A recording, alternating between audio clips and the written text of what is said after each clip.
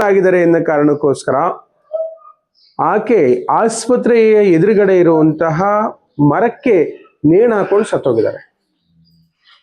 4 ಹೆಣ್ಮಕ್ಳು, ಸತತವಾಗಿ 4 ಹೆಣ್ಮಕ್ಳಾದು ಅಂತ ಕುಟುಂಬ ಸದಸ್ಯರು ಆಕೆಯನ್ನ ಹಿಂಸೆ ಮಾಡ್ತಾ ಇದ್ರು.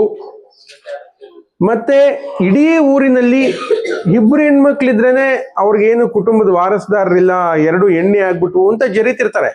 ಅದು ನಾವೆಲ್ಲರೂ ಅದನ್ನ ಫೇಸ್ ಮಾಡೋರೆ. ಇಲ್ಲೂ ಇದೆ, ಎಲ್ಲ ಕಡೆನೂ ಇದೆ, ದೇಶದ ಮೂಲೆ ಮೂಲೆನಲ್ಲೂ ಇದೆ. ಇದ್ರ ಬಗ್ಗೆ ಮಾತಾಡ್ಬೇಕು ಅಂತ ನನ್ಗೆ ಅನ್ನಿಸ್ತು. ಒಂದು 10 ನಿಮಿಷ ಮಾತಾಡೋಣ. ಅದೇ ಇವತ್ತು ನನ್ಗೊಬ್ರು ಬೆಳಿಗ್ಗೆ ಕಾಲ್ ಮಾಡಿದ್ರು, ಚಿತ್ರದುರ್ಗದವರು. ನಾನು ವಿಡಿಯೋ ಎಲ್ಲ ಹಾಕ್ತಾ ಇರ್ತೀನಿ, ಅದನ್ನ ನೋಡಿ ಒಬ್ರು ಕಾಲ್ ಮಾಡಿದ್ರು, ಚಿತ್ರದುರ್ಗದವರು. ಕರಿಯಪ್ಪ ಅಂತೇಳಿ ಅವ್ರ ಹೆಸರು. ಅವ್ರು ಹೇಳ್ತಾ ಇದ್ರು, ಸರ್ ನೀವು ಹೆಣ್ಮಕ್ಳ ಬಗ್ಗೆ ಮಾತಾಡಿರೋ ವಿಡಿಯೋ ನಂಗೆ ತುಂಬಾ ಇಷ್ಟ ಆಯ್ತು ಸರ್. ನನಗೂ 2 ಹೆಣ್ಮಕ್ಳಿದ್ದಾರೆ ಸರ್. ನಾನು ಹೆಣ್ಮಕ್ಳನ್ನ ಹೆಂಗ್ ಸಾಕಿದೀನಿ ಅಂದ್ರೆ ಹುಲಿ ಸಾಕ್ದಂಗೆ ಸಾಕಿದೀನಿ ಸರ್. ಒಳ್ಳೇದು ಕೆಟ್ಟದ್ದು ಹೇಳ್ಕೊಡ್ತೀನಿ, ಕೂರ್ಸ್ಕೊಂಡು ಮಾತಾಡ್ತೀನಿ. ದಿನಕ್ಕೊಂದ್ಸರಿ ಆದ್ರೂ ನನಗೆ ಕಾಲ್ ಮಾಡ್ತಾರೆ. 98% ತಗೊಂಡಿದ್ದಾರೆ ಸರ್. SSLC ಮತ್ತೆ PUC ನಲ್ಲಿ 2 ಹೆಣ್ಮಕ್ಳು 98% ತಗೊಂಡಿದ್ದಾರೆ. ನಮ್ಮ ಫ್ಯಾಮಿಲಿನಲ್ಲೂ ಅಂತಾರೆ ಸರ್, ಇವನಿಗೆ ವಾರಸುದಾರರಿಲ್ಲ ಅಂತ. ನಾನು ತಲೆ ಕೆಡಿಸ್ಕೊಳ್ಳಲ್ಲ ಸರ್. ನನ್ನ ಮಕ್ಕಳನ್ನ ನಾನು ರಾಣಿರ್ ತರ ಬೆಳೆಸ್ತಾ ಇದ್ದೀನಿ ಸರ್. ಶ್ರೇಷ್ಠವಾದ ಮನಸ್ಥಿತಿಯಿಂದ ಬೆಳೆಸ್ತಾ ಇದ್ದೀನಿ ಸರ್. ಅದ್ಭುತವಾಗಿ ನನಗೆ ಪುಣ್ಯ ಸರ್, ನನಗೆ ಹೆಣ್ಮಕ್ಳು ಹುಟ್ಟಿರೋದು ಅಂತೇಳಿ ಮಾತಾಡ್ತಾರೆ. ನೋಡಿ, ಒಂದ್ ಕಡೆ ಹೆಣ್ಮಕ್ಳಾಗಿರೋದಕ್ಕೆ ಸತ್ತಿರುವಂತಹ ಒಂದು ಮಹಿಳೆ ಆದ್ರೆ, ಇನ್ನೊಂದ್ ಕಡೆ ಹೆಣ್ಣು ಮಕ್ಳು ಹುಟ್ಟಿರೋದಕ್ಕೆ ನನಗೆ ಗೌರವ ಹೆಚ್ಚಿಸ್ತಾ ಇದ್ದಾರೆ ಎನ್ನುವಂತಹ ತಂದೆ ಒಂದ್ ಕಡೆ. ನಾನೊಂದು ಮಾತು ಹೇಳಕ್ ಇಷ್ಟಪಡ್ತೀನಿ ನಿಮ್ಮೆಲ್ರಿಗೂ. ನಿಮಗೆ ಗೊತ್ತಿಲ್ಲ, ಮುಂದೆ ನೀವು ಅತ್ತೆಂದಿರಾಗ್ಬೋದು, ಅಥವಾ ಈಗ ಆಲ್ರೆಡಿ ಅಮ್ಮಂದಿರಾಗಿ 2 ಹೆಣ್ಮಕ್ಳು ಇರೋರು ಇರ್ಬೋದು.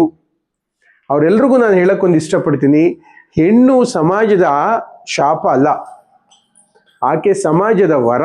ನಾವು ಮಾತಾಡುವಾಗ ಬಹಳ ಸುಲಭವಾಗಿ ಮಾತಾಡ್ತೀವಿ, ಆದ್ರೆ ನಮ್ಮನೇಲೆ 2 ಹೆಣ್ಮಕ್ಳಾದಾಗ ಹಾಸ್ಪಿಟ್ಲ್ ಹತ್ರ ಕೂತ್ಕೊಂಡು ಹೇಳ್ತಾ ಕೂತಿರ್ತೀವಿ. 2ನೇದು ಹೆಣ್ಮಗು ಆದ್ರೆ ಈ ಕಡೆ ಅತ್ತೆ ಕಡೆದೊಂದು ಪಾರ್ಟಿ ಹೇಳ್ತಾ ಇರುತ್ತೆ, ಈ ಕಡೆ ಗಂಡನ ಕಡೆದೊಂದು ಪಾರ್ಟಿ ಹೇಳ್ತಾ ಇರುತ್ತೆ.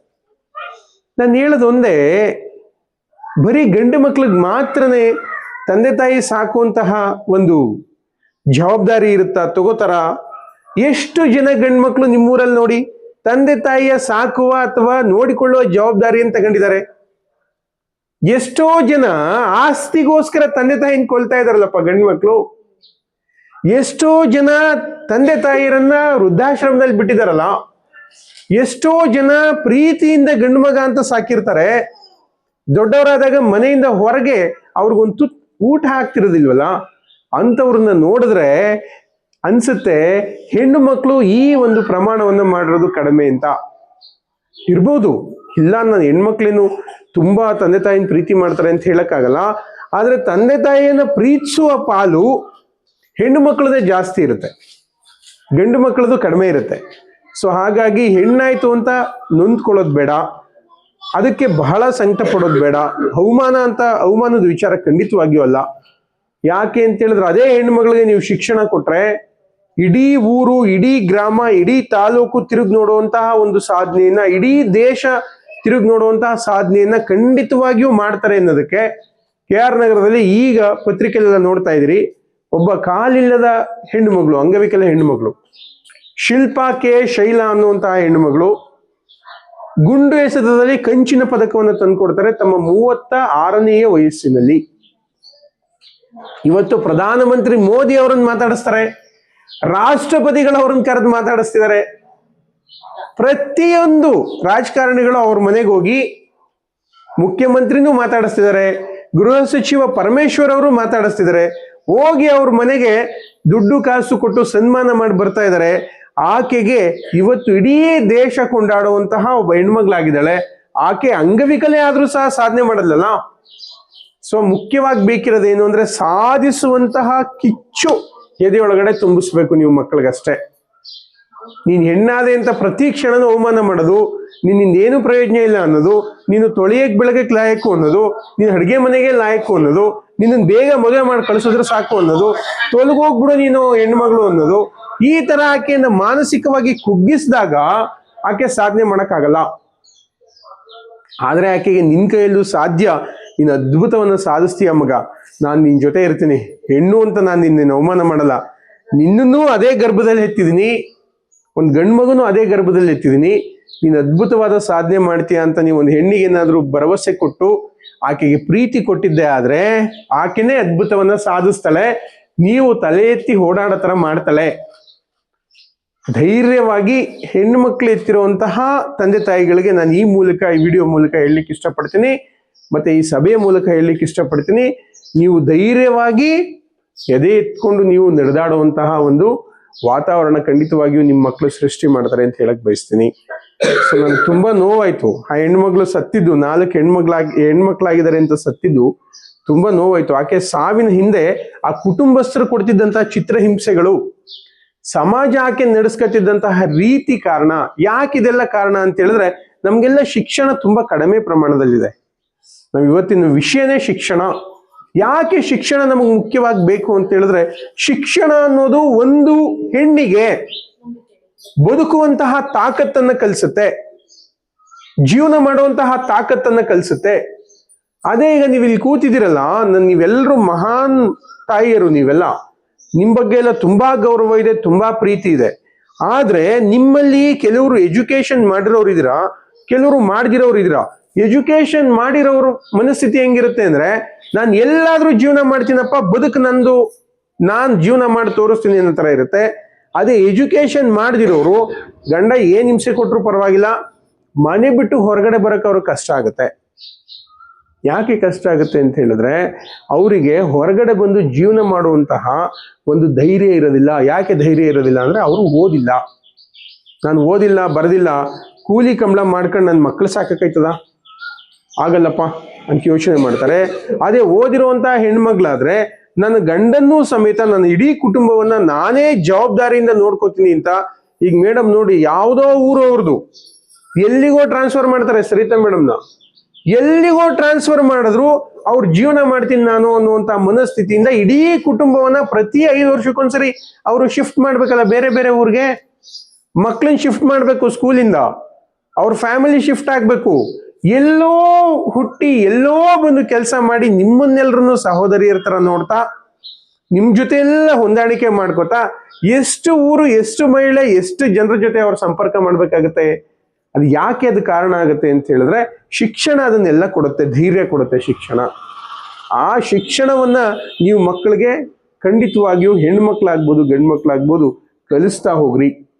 ಯಾವಾಗ ನೀವು ಶಿಕ್ಷಣವನ್ನ ಕೊಡ್ತಾ ಹೋಗ್ತೀರಾ, ಅವರಲ್ಲಿ ಆತ್ಮವಿಶ್ವಾಸ ಬೆಳೆಯುತ್ತೆ, ಬದುಕಿನ ಬಗ್ಗೆ ತಮ್ಮ ಶಕ್ತಿ ಅರಿವಾಗುತ್ತೆ, ನಾನು ಯಾರು ಅಂತ ಗೊತ್ತಾಗುತ್ತೆ, ನನ್ಗೆ ಏನ್ ಸಾಧ್ಯ ಅಂತ ಗೊತ್ತಾಗುತ್ತೆ. ಸೊ ಮಕ್ಕಳು, ಹೆಣ್ಮಕ್ಳು ಬರೀ ಮದುವೆ ಮಾಡಿ ಮುಗಿಸಿದ್ರೆ ಸಾಕು ಅನ್ನುವಂತ ಮನಸ್ಥಿತಿಯನ್ನ ದಯವಿಟ್ಟು ಇಟ್ಕೋಬೇಡಿ. ಯಾಕೆ ಅಂತ ಹೇಳಿದ್ರೆ, ಹೆಣ್ಣು ಮಕ್ಕಳಿಗೆ ಅದ್ಭುತವನ್ನು ಸಾಧಿಸುವಂತಹ ಅವಕಾಶ ಇದೆ ಅಂತ ನಾನು ಈಗ ಜಸ್ಟ್ ಉದಾಹರಣೆ ಕೊಟ್ಟೆ ನಿಮ್ಗೆ. ಆಕೆ ಅಂಗವಿಕಲ್ಯ ಆಗಿದ್ಲಲ್ಲ, ಆಕೆನ ಊರಿನ ಗ್ರಾಮಸ್ಥರು ಏನಂತ ಕರಿತಾ ಇದ್ರು ಅಂತ ಹೇಳಿದ್ರೆ, ನಿಮ್ಮೂರಲ್ಲಿ ಒಂದು ಕಾಲಿಲ್ಲ ಅಂತ ಹೇಳಿದ್ರೆ ನೀವೆಲ್ಲ ಏನಂತ ಕರಿತೀರಿ ಆಕೆನ? ಏನಂತ ಕರಿತೀರಿ ಹಳ್ಳಿ ಭಾಷೆನಲ್ಲಿ? ಏನಂತ? ಅಲ್ಲ, ನಾವು ಆ ಪದ ಬಳಸಬಾರದು. ಕುಂಟಿ ಅಂತ ಕರಿತೀರಿ ಹಳ್ಳಿಯವರು, ಆ ಪದ ಬಳಸಬಾರದು ನಾವು. ಯಾಕೆ ಅಂತ ಹೇಳಿದ್ರೆ, ನಾವು ಕಾಲಿಲ್ದವ್ರನ್ನ ಅದೇ ಭಾಷೆಯಲ್ಲಿ, ಹಳ್ಳಿ ಭಾಷೆನಲ್ಲಿ ಕರಿತೀವಿ. ಆ ಊರಲ್ಲೂ ಅದೇ ಭಾಷೆನಲ್ಲಿ ಕರಿತಾ ಇದ್ರು ಆಕೆನ.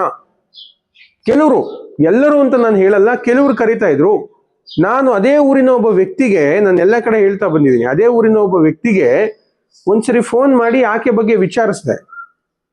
ಈ ತರ ನಮ್ಮ ಫ್ರೆಂಡ್ ತಂಗಿ ಆಕೆ, ಹೇಗಿದ್ದಾರೆ ಅವರು ಅಂತ ಕೇಳಿದಾಗ ಅವನಂದ, ಚೆನ್ನಾಗಿದ್ದಾರೆ, ಏನ್ ಮಾಡ್ತಿದ್ದಾರೆ ಅಂದ್ರೆ, ಎಲ್ಲೋ ಒಂದು ಸ್ಕೂಲಲ್ಲಿ ಕೆಲಸ ಮಾಡ್ತಿದ್ದಾರೆ ಅಂತಂದ.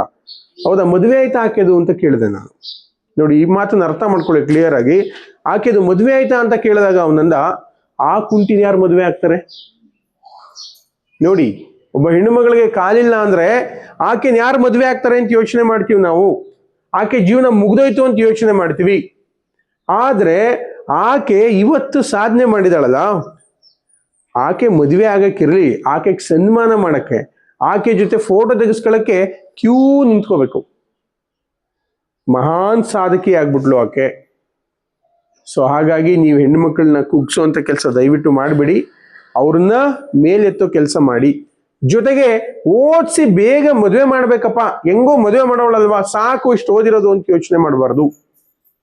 ಯಾವಾಗ ನೀವು ಅದನ್ನ ಯೋಚನೆ ಮಾಡ್ತೀರಾ, ಹಾರುವಂತ ಹಕ್ಕಿ ತುಂಬಾ ಸ್ವಚ್ಛಂದವಾಗಿ ಹಾರ್ತಾ ಇರುತ್ತೆ. ಅದು ತುಂಬಾ ಹಾರುವಷ್ಟು ಕೆಪಾಸಿಟಿ ಇರುತ್ತೆ. ಅದ್ ನೀವು ಬಿಟ್ರೆ ಮೋಡದ ಮೇಲೆ ಹಾರುತ್ತದು. ಒಂದು ಹದ್ದು ಅದನ್ನ ನೀವು ರೆಕ್ಕೆ ಅದು ಕರೆಕ್ಟಾಗಿ ಶಕ್ತಿಶಾಲಿಯಾಗಿತ್ತು ಅಂದ್ರೆ ಮಳೆ ಬರ್ತಾ ಇರುತ್ತೆ, ಬೇರೆಲ್ಲ ಪಕ್ಷಿಗಳು ಮಳೆ ಬಂದಾಗ ಓಡ್ ಬಂದು ಔಸ್ಕತ್ತವೆ. ನೀವು ನೋಡಿದಿರಾ, ಬೇರೆಲ್ಲ ಪಕ್ಷಿಗಳು ಮಳೆ ಬಂದಾಗ ಓಡ್ ಬಂದು ಔಸ್ಕತ್ತವೆ. ಆದ್ರೆ ಒಂದು ಹದ್ದು ಇರುತ್ತಲ್ಲ, ಹದ್ದು ಮಾತ್ರ ಮೋಡಗಳನ್ನೂ ಮೀರಿ ಹಾರುತ್ತದು. ಮೋಡಕ್ಕಿಂತ ಎತ್ತರವಾಗಿ ಹೋಗುತ್ತೆ. ಅದು ಮಳೆ ಅದಕ್ಕೆ ತಾಕಲ್ಲ, ಅಷ್ಟು ಎತ್ತರವಾಗಿ ಹೋಗಿ ಅದು ಹಾರುತ್ತೆ. ಬೇರೆಲ್ಲ ಪಕ್ಷಿಗಳು ಮಳೆ ಬಂದ್ರೆ ಗೂಡಲ್ಲಿ ಔಸ್ಕಂತವೆ ಅಥವಾ ಮನೆ ಒಳಗಡೆ ಓಡ್ ಬರ್ತವೆ, ಕೋಳಿ ಗಿಳಿ ಎಲ್ಲ. ಆದ್ರೆ ಅದಕ್ಕೊಂದಕ್ಕೆ ಮಾತ್ರ ಶಕ್ತಿ ಇದೆ. ಅದು ಮೋಡವನ್ನೂ ಮೀರಿ ಹಾರಿ ಅದ್ರ ಮೇಲೆ ಮಳೆನೂ ಅದಕ್ಕೆ ತಾಗದಾಗ ಹಾರುವಂತಹ ಶಕ್ತಿ ಆ ಒಂದು ಹದ್ದಿಗಿರುತ್ತೆ. ನಾವು ಸುಮ್ಮನೆ ಎಕ್ಸಾಂಪಲ್ ಕೊಡೋದಾದ್ರೆ, ಆ ಬಲಿಷ್ಠವಾದ ಹದ್ದಿನ ರೆಕ್ಕೆಗಳಿದಾವಲ್ಲ, ಅವೇ ಶಿಕ್ಷಣ. ನೀವ್ ಯಾವಾಗ ಅವ್ರಿಗೆ ಎಜುಕೇಶನ್ ಕೊಡ್ತೀರಾ, ಎಲ್ಲ ಸಮಸ್ಯೆಗಳನ್ನ ಮೀರಿ ಹಾರುವಂತ ತಾಕತ್ ಬರುತ್ತಲ್ಲ ಅವಕ್ಕೆ, ಮಕ್ಕಳುಗಳಿಗೆ. ಸೊ ಯಾವಾಗ ಬರುತ್ತೆ? ಎಜುಕೇಶನ್ ಅನ್ನೋ ರೆಕ್ಕೆ ಕೊಡ್ಬೇಕು ನೀವು, ಬಲಿಷ್ಠವಾದ ರೆಕ್ಕೆನ. ಸಮಸ್ಯೆಗಳನ್ನ ಮೀರಿ ಹಾರ್ತವೆ. ಯಾವಾಗ ನೀವು ಆ ಎಜುಕೇಶನ್ ಅನ್ನುವಂತಹ ರೆಕ್ಕೆಗಳನ್ನ ಕಟ್ ಮಾಡ್ಬಿಡ್ತೀರಾ ಪ್ರಾರಂಭದಲ್ಲೇ, ಇವಳೇನು ಮದುವೆ ಮಾಡೋದಲ್ವಾ, ಇವಳನ್ನ ಯಾಕೆ ಓದಿಸ್ಬೇಕು, ಟಕ್ಕನ್ ಕಟ್ ಮಾಡೋದು ರೆಕ್ಕೆನ. ಅಯ್ಯೋ ಇವಳು ಕಂಡವ್ರ ಮನೆಗೆ ಹೋಗೋಳು, ಕಂಡವ್ರ ಮನೆಗೆ ಅಡಿಗೆ ಮಾಡೋಳು, ಇವಳಿಗೆ ಯಾಕೆ, ಮಕ್ಳು ಎತ್ಕೊಂಡಿದ್ರೆ ಸಾಕು, ಇವಳು ಯಾವ ಕೆಲ್ಸಕ್ಕೆ ಹೋಗಿ ಏನ್ ಮಾಡ್ತಿದ್ಲು, ಟಕ್ ಅಂತ ರೆಕ್ಕೆ ಕಟ್ ಮಾಡೋದು. ಒಂದೊಂದೇ ರೆಕ್ಕೆನ ಏನಂತ ನಮ್ಮ ಅಜ್ಞಾನದಿಂದ ಕಟ್ ಮಾಡ್ತೀವಿ. ಯಾವಾಗ ಅಜ್ಞಾನದಿಂದ ರೆಕ್ಕೆ ಕಟ್ ಮಾಡ್ತೀವಿ, ಸಮಸ್ಯೆಗಳಿಗೆ ಹೆದರಿ ಓಡೋಯ್ತವವು. ಓಡೋಯ್ತವೆ ಅಂದ್ರೆ ಸಮ್ಟೈಮ್ಸ್ ಸಾಯ್ಬೋದು, ಸಮಸ್ಯೆಗಳನ್ನ ಎದುರಿಸಕ್ಕಾಗದೆ ಕಣ್ಣೀರ್ ಹಾಕ್ಬೋದು, ಸಮಸ್ಯೆಗಳನ್ನ ಎದುರಿಸಕ್ಕಾಗದೆ ಮೂಲೆಯಲ್ಲಿ ಕೂತ್ಕೋಬಹುದು, ಸಮಸ್ಯೆಗಳನ್ನ ಎದುರಿಸಕ್ಕಾಗದೆ ಕುಟುಂಬಸ್ಥರನ್ನ ಎದುರಿಸಕ್ಕಾಗದೆ ಅವರು ಬಹಳ ಗುಲಾಮ್ರ ತರ ಬದುಕಬಹುದು. ಯಾಕಿದಾಗುತ್ತೆ ಅಂತ ಹೇಳಿದ್ರೆ, ತಂದೆ ತಾಯಿಗಳು ಶಿಕ್ಷಣ ಕೊಡದೆ ಮಾತಿಗೂ ಅವ್ರ ರೆಕ್ಕೆಗಳನ್ನ ಕಟ್ ಮಾಡಿದೀರಾ. ಹಾರು ಅಂದ್ರೆ ಎಲ್ಲ ಹಾರುತ್ತೆ, ಅದು ಗಂಡಾಗ್ಬೋದು ಹೆಣ್ಣಾಗ್ಬೋದು, ಎಲ್ಲ ಹಾರುತ್ತೆ. ಸೊ ಹಾಗಾಗಿ ಮಕ್ಕಳಿಗೆ ಎಜುಕೇಶನ್ ಕೊಡ್ರಿ, ಜೊತೆಗೆ ಹೈಯರ್ ಎಜುಕೇಶನ್ ಕೊಡಿಸ್ಬೇಕು. ಯಾವಾಗ ಹೈಯರ್ ಎಜುಕೇಶನ್ ಮಾಡ್ತಾರೆ ಆಗ ಅವ್ರ ಜ್ಞಾನ ಹೆಚ್ಚಾಗ್ತಾ ಹೋಗುತ್ತೆ. ಸೊ ಬರೀ SSLC ಓದಿಸಿದಾಳೆ ಬಿಡಿ, ನನ್ನ ಮಗಳು SSLC ಓದಿದಾಳೆ, ಮುಂದಕ್ಕೇನ್ ಸರ್ ಬಿಡಿ ಸರ್, ಅಯ್ಯೋ SSLC ಓದಿದ್ರೆ ಸಾಕು. ಏನೋ ಹುಡುಗನ್ ಮನೆಯವ್ರು ಕೇಳಿದ್ರೆ ಹುಡುಗಿ ಓದಿದಾಳ ಅಂದ್ರೆ ಹೂ ಅನ್ಬೇಕಷ್ಟೇ. ಆ ತರಹದ ಕಂಡೀಷನ್ಗಳಲ್ಲಿ ಇವತ್ತಿಗೂ ಇದ್ದಾರೆ. ಸರ್ ಈಗೆಲ್ಲ ಡೆವಲಪ್ ಆಗಿದೆ ಸರ್, ಅವ್ರು ಆಗಿದೆ, ಡೆವಲಪ್ ಆಗಿರೋರು ಆಗಿದ್ದಾರೆ, ಹಿಂದುಳಿದಿರೋರು ಹಂಗೆ ಹಿಂದುಳಿದಿದ್ದಾರೆ, ಅವ್ರು ಡೆವಲಪ್ ಆಗಿಲ್ಲ. ಸೊ ಹಾಗಾಗಿ ನಿಮ್ಮ ಮಕ್ಕಳುಗಳಿಗೆ ಓದಿದ್ದೇ ಸಾಕು ಅಂತ ಯೋಚನೆ ಮಾಡಬಾರದು. ಹೈಯರ್ ಆಫೀಸರ್ಗಳಾಗಬೇಕು ಅಂತ ಹೇಳಿದ್ರೆ ಮಿನಿಮಮ್ ಡಿಗ್ರಿ ಓದಿರ್ಬೇಕು. ದಯವಿಟ್ಟು ಹೊರಗಡೆಯವ್ರ ಈ ಕಡೆ ಕೇಳಿಸ್ಕೊಳ್ಳಿ, ಮಾತಾಡ್ಬೇಡಿ. ನಿಮ್ಗೂ ಹೇಳ್ತಾ ಇದ್ದೀನಿ ಸೇರಿಸಿ. ಒಳಗಿರೋರ್ಗ್ ಮಾತಾಡ್ತಾವ್ರೆ, ನಮ್ಗೇನು ನಮ್ಮ ಪಾಡಕ್ ನಾವು ಮಾತಾಡೋಣ ಅಂತ ಮಾತಾಡ್ಬಿಡಿ, ಆಯ್ತಾ?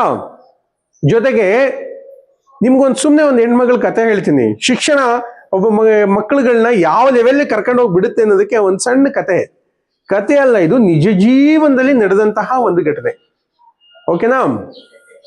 ಒಬ್ಬ ಹೆಣ್ಣು ಮಗಳಿಗೆ ಕೇವಲ 14 ವರ್ಷಕ್ಕೆ ಮದುವೆ ಆಗತ್ತೆ. 14 ವರ್ಷಕ್ಕೆ ಮದುವೆ ಆದ್ರೆ 16 ವರ್ಷಕ್ಕೆ ಆಕೆಗೆ 1 ಮಗು ಆಗುತ್ತೆ. 18 ವರ್ಷಕ್ಕೆ ಆಕೆಗೆ 2 ಮಗು ಆಗುತ್ತೆ. 18 ವರ್ಷಕ್ಕೆ 2 ಮಕ್ಕಳಾಗಿರುತ್ತೆ. ಆಕೆಯ ಗಂಡ ಪೊಲೀಸು, ಸಾಮಾನ್ಯವಾದ ಪೊಲೀಸು, ಕಾನ್ಸ್ಟೇಬಲ್ ಅಂತೀವಲ್ಲ ಅವನು. ಆ ಗಂಡ ಆಕೆನ ಒಂದ್ಸರಿ ಪರೇಡ್ ನಡೀತಾ ಇರುತ್ತೆ, ಪೊಲೀಸ್ ಪರೇಡ್. ಹಿಂಗೆ ಸ್ವಾತಂತ್ರ್ಯ ದಿನಾಚರಣೆ ಆಗ್ತಾ ಇರುತ್ತೆ, ಪೊಲೀಸ್ ಪರೇಡ್ ನಡೀತಿರ್ಬೇಕಾದ್ರೆ 2 ಮಕ್ಕಳನ್ನ ಎತ್ಕೊಂಡು ಕರ್ಕೊಂಡ್ಬಂದು ಕೂರ್ಸಿರ್ತಾನೆ, ನೋಡು ನೀನ್ ಪರೇಡ್ನ ಅಂತ. ಕೂತಿರ್ಬೇಕಾದ್ರೆ ಎಲ್ಲ ಪೊಲೀಸ್ನವರು ಹೋಗ್ತಾ ಇರ್ತಾರೆ. ಎಲ್ಲರೂ ನೋಡಿ ಒಬ್ಬ ಅಧಿಕಾರಿಗೆ ಸೆಲ್ಯೂಟ್ ಮಾಡ್ತಿರ್ತಾರೆ. ದೊಡ್ಡ ಅಧಿಕಾರಿಗೆ ಸೆಲ್ಯೂಟ್ ಮಾಡ್ತಿರ್ತಾರೆ. ಸೆಲ್ಯೂಟ್ ಮಾಡ್ತಿದ್ದಾಗ, ಸರ್ ಬೆಳ್ಳಗ್ ಬರ್ತಾ ಇದೀನ? ಓಕೆ, ತೊಂದ್ರೆ ಇಲ್ಲ. ಓಕೆ, ಕಾಣಿಸಲ್ಲ ಮುಖ, ನಾನು ಅಂತಲೇ ಗೊತ್ತಾಗಲ್ಲ, ಏನ್ ಮಾಡೋಣ? ಓಕೆ, ಬರ್ಲಿ. ಈಗ ಈ ಕಡೆ 18 ವರ್ಷ 14 ವರ್ಷಕ್ಕೆ ಮದುವೆ ಮಾಡಿ 16ಕ್ಕೆ 1 ಮಗು ಆಯ್ತು, 18ಕ್ಕೆ 2 ಮಗು ಆಯ್ತು. ಕರ್ಕೊಂಡೋಗಿ ಕೂರ್ಸಿರ್ತಾರೆ. ಕೂರ್ಸಿರ್ಬೇಕಾದ್ರೆ ಎಲ್ಲ ದೊಡ್ಡ ಅಧಿಕಾರಿಗೆ ಸೆಲ್ಯೂಟ್ ಮಾಡ್ತಿರ್ತಾರೆ. ಆಕೆಯ ಗಂಡನೂ ಸಹ ಸೆಲ್ಯೂಟ್ ಮಾಡ್ತಾನೆ. ಆಗ ಬಂದು ಆ ಹೆಣ್ಮಗಳು ಎಲ್ಲ ಮುಗಿದ್ಮೇಲೆ ಗಂಡನ್ ಕೇಳ್ತಾಳೆ, ಏನದು ಅಂತ ಹೇಳಿದ್ರೆ, ರೀ ಎಲ್ಲ ಸಣ್ಣ ಅಧಿಕಾರಿ ಅವ್ರ ವಯಸ್ಸಲ್ಲಿ ನಿಮ್ಗಿಂತ ಸಣ್ಣವರು, ಅವ್ರಿಗೆ ನೀವೆಲ್ಲರೂ ಸೆಲ್ಯೂಟ್ ಮಾಡ್ತಿದ್ರಲ್ಲ ಯಾಕೆ ಅಂತ ಕೇಳ್ತಾಳೆ. ಆಗ ಇವನು ಹೇಳ್ತಾನೆ, ಅವ್ರು ದೊಡ್ಡ ಅಧಿಕಾರಿ ಕಣಮ್ಮ, ಅದಕ್ಕೆ ಸೆಲ್ಯೂಟ್ ಮಾಡ್ಬೇಕು. ಹೌದಾ, ದೊಡ್ಡ ಅಧಿಕಾರಿನಾ? ದೊಡ್ಡ ಅಧಿಕಾರಿ ಆದ್ರೆ ಸೆಲ್ಯೂಟ್ ಮಾಡ್ಬೇಕಾ? ಅಲ್ಲ, ಆ ಥರ ಅಲ್ಲಮ್ಮ, ಅವರು IPS ಮಾಡಿದ್ದಾರೆ, IPS ಆಫೀಸರು, ಚೆನ್ನಾಗಿ ಓದಿ ಒಳ್ಳೆ ಜಾಬ್ ತಗೊಂಡಿದ್ದಾರೆ ಅವರು, ಅದಕ್ಕೋಸ್ಕರ ಅವ್ರಿಗೆ ಸೆಲ್ಯೂಟ್ ಮಾಡಬೇಕು ಅಂತ. ನೋಡಿ, ಕೇವಲ 8ನೇ ಕ್ಲಾಸ್ ಓದುವಾಗಲೇ ಮದುವೆ ಮಾಡಿದ್ರೆ ಆಕೆನಾ? ಕೇವಲ 8ನೇ ಕ್ಲಾಸ್ ಓದುವಾಗಲೇ ಮದುವೆ ಮಾಡಿ 2 ಮಕ್ಳಿದಾವೆ. ಆಕೆ ತಲೆಯಲ್ಲಿ ಐಡಿಯಾ ಬರುತ್ತೆ, ಯೋಚನೆ ಮಾಡ್ತಾಳೆ ಆಕೆ, ಎಂಥ ತಾಕತ್ತಿದೆ ಆಕೆಗೆ ಅಂತ ಯೋಚನೆ ಮಾಡಿ, ರೀ ಹಾಗಿದ್ರೆ ನಾನು IPS ಮಾಡ್ಲಾ ಅಂತಾಳೆ. IPS ಬರೀ 8ನೇ ಕ್ಲಾಸ್ ಓದಿದ್ಯಾ ಕಣಮ್ಮ, ನೀನ್ SLCನೂ ಪಾಸ್ ಮಾಡಿಲ್ಲ, ನೀನ್ ಹೆಂಗ್ IPS ಪಾಸ್ ಮಾಡ್ತೀಯಾ ಅಂತ ಕೇಳಿದಾಗ, ಇಲ್ಲ ರೀ ನಾನು ಮಾಡೇ ಮಾಡ್ತೀನಿ ರೀ ಅಂತ ಒಂದು ಸಾರಿ ಆಕೆ ಮನ್ಸೊಳಗಡೆ ಬರುತ್ತೆ, ನಾನು IPS ಮಾಡಬೇಕು ಅಂತ. ಆಕೆ SSLC ಎಕ್ಸಾಮ್ನ ತಗೋತಾಳೆ, ಮನೇಲಿದ್ದೆ ಪಾಸ್ ಮಾಡ್ತಾಳೆ. PUC ಎಕ್ಸಾಮ್ ತಗೋತಾಳೆ, ಪಾಸ್ ಮಾಡ್ತಾಳೆ. ಡಿಗ್ರಿ ಎಕ್ಸಾಮ್ ತಗೋತಾಳೆ, ಪಾಸ್ ಮಾಡ್ತಾಳೆ. ಅಷ್ಟರಲ್ಲಿ ಮಕ್ಕಳು ಸ್ವಲ್ಪ ದೊಡ್ಡವರಾಗಿರ್ತಾರೆ, 5-6 ವರ್ಷ ಸಮಯ ಕಳೆದಿರುತ್ತೆ. ಆದ್ರೆ ಒಂದು ಸಾರಿ ಗಂಡನಿಗೆ ನಾನು IPS ಆಗ್ಬೇಕು ಅಂತ ಹೇಳಿರುವಂಥದ್ದು ಮರ್ತೇ ಹೋಗಲ್ಲ. ಅಷ್ಟು ವರ್ಷಗಳವರೆಗೆ ಆ ಒಂದು ಕಿಚ್ಚನ್ನ, ಆ ಒಂದು ಎನರ್ಜಿಯನ್ನ ತನ್ನ ಎದೆ ಒಳಗಡೆ ಇಟ್ಕೊಂಡು ಕಾಪಾಡ್ಕೊಂಡಿರ್ತಾಳೆ. ಇಲ್ಲ, ನಾನು IPS ಆಫೀಸರ್ ಆಗದೆ ಒಂದ್ಸರಿ ತೀರ್ಮಾನ ಮಾಡಿದ್ಲು ಹೆಣ್ಮಗಳು. ಸರಿ, ಹಾಗೆ ಡಿಗ್ರಿ ಪಾಸ್ ಆಯ್ತು. ಡಿಗ್ರಿ ಪಾಸ್ ಆದಾಗ ಗಂಡಂಗೆ ಹೇಳ್ತಾಳೆ, ನೋಡ್ರಿ ಡಿಗ್ರಿವರೆಗೂ ಓದಿದ್ದೀನಿ ನಾನು, ಈಗ IPS ಎಕ್ಸಾಮ್ ತಗೋಬೋದಾ, ನಂಗೆ ಅವಕಾಶ ಮಾಡ್ಕೊಡ್ತೀರಾ ಅಂದಾಗ ಗಂಡ ತುಂಬಾ ಪ್ರೋತ್ಸಾಹ ಮಾಡ್ತಾರೆ. ಓದು ತಾಯಿ, ಆಯ್ತು, ಒಳ್ಳೇದಾಗ್ಲಿ ಕಣಪ್ಪ, ಓದು ನೀನು ಅಂತ. ಗಂಡ ಮನೆಯಲ್ಲಿ ಮಕ್ಕಳು ನೋಡ್ಕೊತಿರ್ತಾರೆ, ಕೆಲಸ ಮಾಡ್ತಾ ಸ್ವಲ್ಪ ದೊಡ್ಡವರಾಗಿರ್ತಾರಲ್ಲ. ಈಕೆ ಹೋಗಿ ಚೆನ್ನೈಯಲ್ಲಿ, ಮದ್ರಾಸಲ್ಲಿ ಈಕೆ IPS ಟ್ರೈನಿಂಗ್ ತಗೋತಾಳೆ. ಒಂದ್ಸರಿ ಎಕ್ಸಾಮ್ ಬರೀತಾಳೆ, ಪಾಸ್ ಆಗಲ್ಲ. 2 ಸರಿ ಬರೀತಾಳೆ, ಪಾಸ್ ಆಗಲ್ಲ. 3ನೇ ಸರಿ ಎಕ್ಸಾಮ್ ಬರೆದಾಗ ಪಾಸ್ ಆಗುತ್ತೆ. ಪಾಸ್ ಆದಾಗ ಗಂಡ 2 ಸರಿ ಫೇಲ್ ಆದಾಗ ಬಂದು ಹೇಳ್ತಾರೆ, ಅಮ್ಮ ಸಾಕಮ್ಮ, ನಂಗೂ ಮಕ್ಕಳು ನೋಡ್ಕೊಳಕ್ ಆಗಲ್ಲ, ನೀನು 2 ವರ್ಷ ಫೇಲ್ ಆಗಿ ಹೋಗಿದ್ಯಾ, ಬೇಡ ಬಂದ್ಬಿಡು, ಹೇಗೋ ಓದಿದೆಯಲ್ಲ ಬಂದ್ಬಿಡು, ಯಾವ್ದೋ ಒಂದು ಸಣ್ಣ ಪುಟ್ಟ ಕೆಲಸ ತಗೊಂಡ್ರೆ ಸಾಕು ಅಂತ. ಆದ್ರೆ ತೀರ್ಮಾನ ಮಾಡದಂತ ಹೆಣ್ಮಗಳು, ಇಲ್ಲ ಆದ್ರೆ IPS ಆಗೋದು ಅಂತ ತೀರ್ಮಾನ ಮಾಡದಂತ ಹೆಣ್ಮಗಳು, ಕೊನೆಯ ಬಾರಿ 3ನೇ ಬಾರಿ ನಂಗೆ ಅವಕಾಶ ಕೊಡ್ರಿ ಅಂತ ಕೇಳಿ ಅವಕಾಶ ತಗೊಂಡು ಬರೆದು ಈಗ ದೊಡ್ಡ ಅಧಿಕಾರಿಯಾಗಿ, IPS ಅಧಿಕಾರಿಯಾಗಿ, ಈಗ ಪ್ರಸ್ತುತ ಅವರು ಮಹಾರಾಷ್ಟ್ರದಲ್ಲಿ ಕೆಲಸ ಮಾಡ್ತಾ ಇದ್ದಾರೆ, ದೊಡ್ಡ ಅಧಿಕಾರಿಯಾಗಿ. ಸೊ ನೋಡಿ, ಶಿಕ್ಷಣ ಒಬ್ಬ ಸಾಮಾನ್ಯವಾದಂತ ಹೆಣ್ಮಗಳನ್ನ ಎಷ್ಟು ದೊಡ್ಡ ಸ್ಥಾನಕ್ಕೆ ಕರ್ಕೊಂಡು ಹೋಗಿದೆ, ಎಷ್ಟು ದೊಡ್ಡ ಸ್ಥಾನಕ್ಕೆ ಕರ್ಕೊಂಡು ಹೋಗಿದೆ. ಸೊ ಕೇವಲ 8ನೇ ತರಗತಿ ಓದಿದ್ದಂತ ಹೆಣ್ಮಗಳು ಇವತ್ತು IPS ಆಫೀಸರ್ ಆಗಿ ಮಹಾರಾಷ್ಟ್ರದಲ್ಲಿ SP ಆಗಿ ವರ್ಕ್ ಮಾಡ್ತಿದ್ದಾಳೆ, DCP ಆಗಿ ವರ್ಕ್ ಮಾಡ್ತಿದ್ದಾರೆ ಅಂತ ಹೇಳಿದ್ರೆ, ಇದು ಶಿಕ್ಷಣಕ್ಕಿರುವಂತಹ ತಾಕತ್ತು. ನಿಮ್ಮ ಮಕ್ಕಳಿಗೆ ಏನ್ ಕೊಡ್ತಿರೋ ಇಲ್ವೋ ಗೊತ್ತಿಲ್ಲ, ಆದ್ರೆ ಬದುಕು ಬಹಳ ಸುಂದರವಾಗಿದೆ, ಅದ್ಭುತವಾಗಿದೆ ಜೀವನ. ನೀನ್ ಏನ್ ಬೇಕಾದ್ರೂ ಸಾಧಿಸ್ಬೋದಪ್ಪ, ನೀನ್ ಕೇಳಿದ್ದೆಲ್ಲ ಕೊಡುತ್ತೆ ಶಿಕ್ಷಣ, ನೀನ್ ಓದು ಅಂತ ಹೇಳ್ಬೇಕು.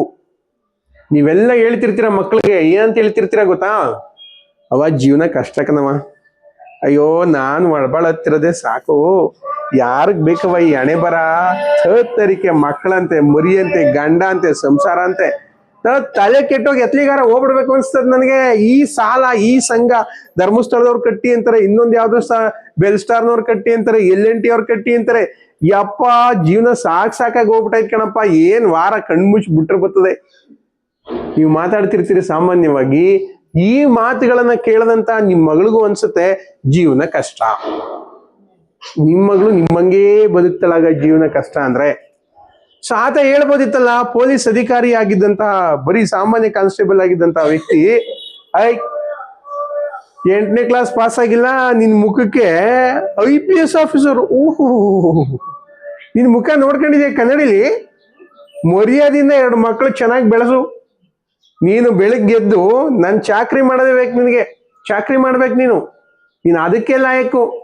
8ನೇ ತರಗತಿ ಪಾಸ್ ಆಗಿಲ್ಲ ಇವಳು, IPS ಆಫೀಸರು ಅಂತೇನಾದ್ರೂ ಅವನ್ ಅಂದ್ಬಿಟ್ಟಿದ್ರೆ, ಆಕೆಗೆ ಅವನ್ ಬಾಯಲ್ಲಿ ಬಂದ್ಬಿಟ್ಟಿದ್ರೆ ಆ ಮಾತುಗಳು, ಆಕೆ IPS ಆಫೀಸರ್ ಆಗ್ತಿಲ್ಲ. ಸೊ ನಾನು ಒಂದೇ ಹೇಳೋದು, ನೀವೇನ್ ಮಾತಾಡ್ತಿರೋ ಹಂಗೆ ನಿಮ್ಮ ಮಕ್ಕಳಾಗ್ಬಿಡ್ತಾರೆ. ಮಗನೇ, ಅದ್ಭುತವಾಗಿದೆ ಬದುಕು, ತಲೆ ಕೆಡಿಸ್ಕೋಬೇಡ. ಕಷ್ಟ ನೋಡಿ, ಇಲ್ಲಿ ಕಷ್ಟ ಪಡ್ತಾ ಇದ್ದೀನಿ. ಯಾರಿಗೋಸ್ಕರ ಕಷ್ಟ ಪಡ್ತಾ ಇದ್ದೀನಿ? ನಿನಗೋಸ್ಕರ ಕಷ್ಟ ಪಡ್ತಾ ಇದ್ದೀನಿ. ಯಾರಿಗೋಸ್ಕರ ಸಾಲ ಮಾಡಿದ್ದೀನಿ? ನಿನಗೋಸ್ಕರ ಸಾಲ ಮಾಡಿದ್ದೀನಿ. ಯಾರಿಗೋಸ್ಕರ ಮನೆ ಕಟ್ತಾ ಇದ್ದೀನಿ? ನಿನಗೋಸ್ಕರ ಮನೆ ಕಟ್ತಾ ಇದ್ದೀನಿ. ಯಾರಿಗೋಸ್ಕರ ಉಪವಾಸ ಇದ್ದೀನಿ ಅಂದ್ರೆ ನಿನ್ನ ಹೊಟ್ಟೆ ತುಂಬಸಕ್ ಉಪವಾಸ ಇದ್ದೀನಿ. ಯಾರಿಗೋಸ್ಕರ ಕೂಲಿ ಮಾಡ್ತಿದ್ದೀನಿ ಅಂದ್ರೆ ನಿನ್ನ ಓದ್ಸಕ್ಕೋಸ್ಕರ ಕೂಲಿ ಮಾಡ್ತಿದ್ದೀನಿ. ನೀನು ಯಾವುದೇ ದುಶ್ಚಟಗಳನ್ನ ಮಾಡದೆ, ದುರಭ್ಯಾಸಗಳನ್ನ ಮಾಡದೆ, ಯಾವುದೇ ಹೆಣ್ಮಕ್ಳು ಸಹವಾಸ ಮಾಡದೆ, ಹೆಣ್ಮಕ್ಳಿಗೆ ಗಂಡ್ಮಕ್ಳು ಸಹವಾಸ ಮಾಡದೆ, ನೀನು ನನ್ನ ಬೆವರಿಗೆ ತಕ್ಕನಾಗಿ ನೀನು ಬದುಕು ಮಗನೇ ಅಂತ ಯಾವಾಗ ಮಗನಿಗೋ ಮಗಳಿಗೋ ಹೇಳ್ತೀರಾ, ಆಗ ಅವ್ರ ತಲೆಯಲ್ಲಿ ಬರುತ್ತೆ, ಹೌದು ನಮ್ಮಪ್ಪ ನನಗೋಸ್ಕರ ಕಷ್ಟಪಡ್ತಿದ್ದಾರೆ, ಸಾಲ ಮಾಡ್ತಿದ್ದಾರೆ, ಮನೆ ಕಟ್ತಿದ್ದಾರೆ, ಎಲ್ಲ ಜಮೀನ್ ಕೆಲಸ ಮಾಡ್ತಿದ್ದಾರೆ ನನಗೋಸ್ಕರ ಅಂತ ಯಾವಾಗ ನಿಮ್ಮ ಮಗ ಅನ್ಕೋತಾನೋ, ಅವನು ಯಾರೋ ಒಬ್ರು ಬನ್ನಿ ಕುಡಿಯಕ್ಕೆ ಅಂತ ಕರೆದ್ರು ಅವನು ಅಂತಾನೆ, ಇಲ್ಲಪ್ಪ ನಮ್ಮಮ್ಮ ನಮ್ಮಪ್ಪ ನಮ್ಮ ಮೇಲೆ ತುಂಬಾ ನಂಬಿಕೆ ಇಟ್ಟಿದ್ದಾರೆ, ನಾನ್ ಬರಲ್ಲ ಅಂತ.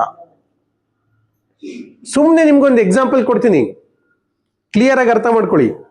ಒಂದು ಪುಟಾಣಿ ಮಗು, ನನ್ನ ಮಗನೇ, ನನ್ನ ಮಗ ನನ್ನ ಜೇಬಲ್ಲಿ 5 ರೂಪಾಯಿ ಎತ್ಕೊಬಿಟ್ಟಿರ್ತಾನೆ. ಆಯ್ತಾ? ನಾವು ಕೇಳ್ತೀವಿ ಆ ಮಗುನ, ಅಪ್ಪ ಈ 5 ರೂಪಾಯಿ ಎಲ್ಲಿತ್ತು ಅಂತ ಕೇಳ್ತೀವಿ.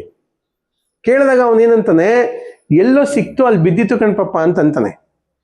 ಹಂಗಂದಾಗ ಆ ಮಗನ್ನ 2 ರೀತಿ ಹ್ಯಾಂಡಲ್ ಮಾಡ್ಬೋದು ನಾವು. ಹೇಳ್ಕೊಡ್ತೀನಿ ಸಿಂಪಲ್, 2 ರೀತಿ ಹ್ಯಾಂಡಲ್ ಮಾಡ್ಬೋದು.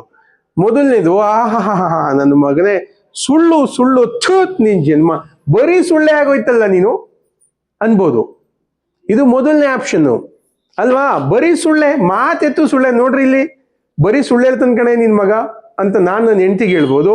ಅಥವಾ ನನ್ನ ಹೆಂಡತಿ ನನ್ಗೆ ಹೇಳ್ಬೋದು, ನೋಡ್ರಿ ನಿಮ್ ಮಗ ಮಾತೆತ್ತು ಬರೀ ಸುಳ್ಳೆ ಹೇಳ್ತಾನಲ್ರಿ, 5 ರೂಪಾಯಿ ಕಾಯಿನು ಎತ್ಕೊಂಡ್ರ ನಾನೇ ನೋಡಿದೀನಿ, ಸುಳ್ಳುಗಾರ ನನ್ನ ಮಗ. ಸೊ ಒಂದು ವಿಧಾನ.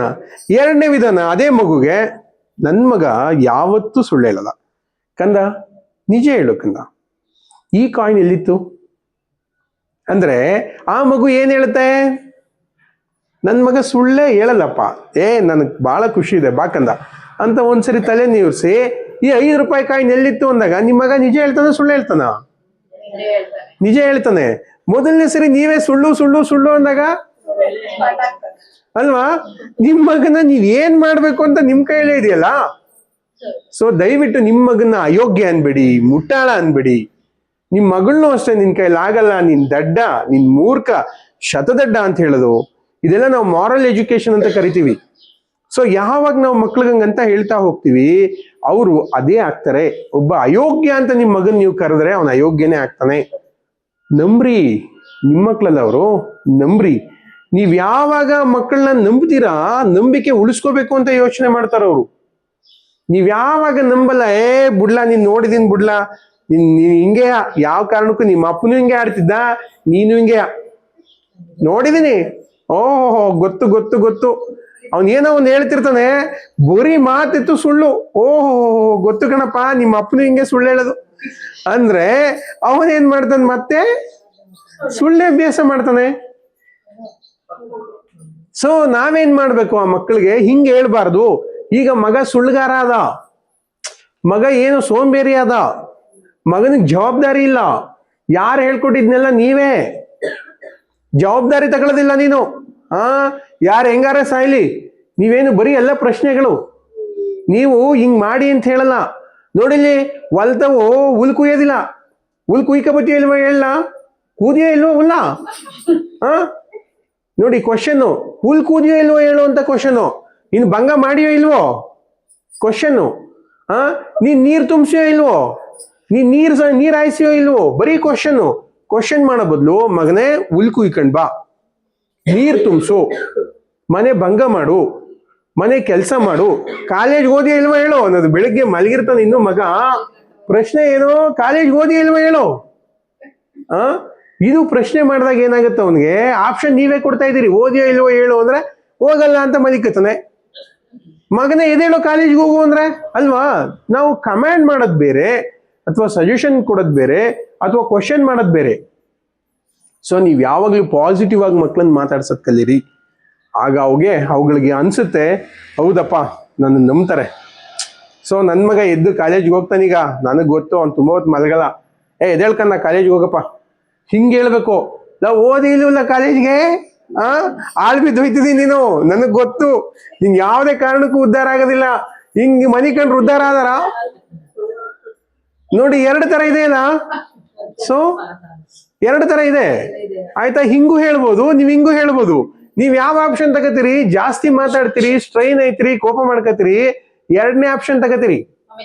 ಸಾಫ್ಟ್ ಆಗಿ ಮಕ್ಳನ್ನ ಮಾತಾಡ್ಸಕ್ ಗೊತ್ತಾಯಿಲ್ಲ ನಿಮ್ಗೆ. ಸೊ ಹಾಗಾಗಿ ಯೋಚನೆ ಮಾಡ್ರಿ, ಇನ್ ಮುಂದೆ ನಿಮ್ಮ ಮಕ್ಕಳುಗಳನ್ನ ಸಾಫ್ಟ್ ಆಗಿ ಮಾತಾಡ್ಸಿ. ಯಾಕಂದ್ರೆ ನೀವೇನ್ ಹೇಳ್ತಿರೋ ಅದು ಆಗ್ತಾರೆ.